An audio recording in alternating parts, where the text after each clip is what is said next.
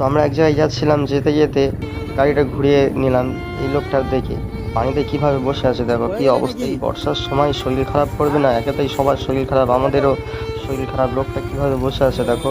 লোকটাকে জিজ্ঞেস করলাম যে তুমি এখানে কেন বসে আছো। তিনি বললেন যে আমার খুব শরীর খারাপ, আমার খুব কষ্ট হচ্ছে, তাই আমি এই পানিতে বসে আছি। পানিতে বসে আছি, আমার খুব কষ্ট হচ্ছে বলে ওই জন্য। আমি বলি তুমি গাড়িতে বসো, তুমি গাড়িতে বসছো না কেন? বলে না আমি গাড়িতে বসবো না, আমার মা নেই, আমার বাপ নেই, আমার খুব কষ্ট হচ্ছে।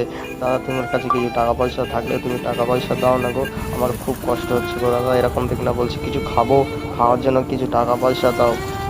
এটা কিরকম ধরনের কথা বলছে দেখো, তুমি কথাগুলো শুনলে তোমার কান্না লেগে যাবে। আল্লাহ যেন এইসব লোকেদের পাশে আমাদের দাঁড় করিয়ে দেয়, আমাদের যেন হেল্প করার জন্য সুযোগ করে দেয়।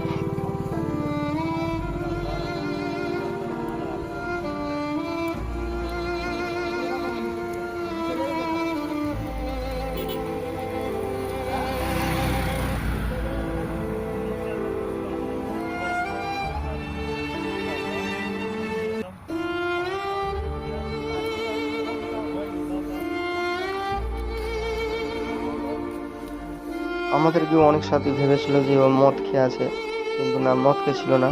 কিন্তু দেখো পানিতে বসে কি কাঁপছে দেখো, এত কাঁপছে, তারপরে ও পানিতে বসে আছে। জানি না ও কিসের জন্য বসে আছে। কিন্তু ও আমাদেরকে বললো যে আমার খুব কষ্ট হচ্ছে, আমার মা মারা গেছে, আমার বাবা মারা গেছে, যার কারণে আমার এই কষ্ট থেকে আমি বসে আছি।